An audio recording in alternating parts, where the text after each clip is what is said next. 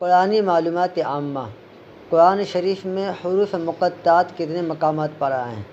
جواب 30 مقامات پر۔ سوال دوسرا نمبر یعنی سوال 2، قرآن شریف میں سجدہ تلاوت کتنی مرتبہ آئے ہیں؟ قرآن شریف میں سجدہ تلاوت کتنے مرتبہ آئے ہیں؟ جواب قرآن شریف میں سجدہ تلاوت 14 مرتبہ آئے ہیں یعنی 40 بار۔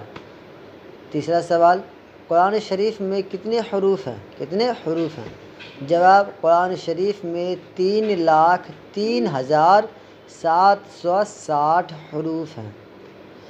3,03,760 حروف ہے۔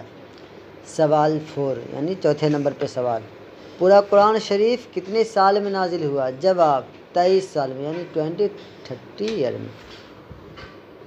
20-30 ایئر میں یعنی 23 سال میں پورا قرآن شریف نازل ہوا۔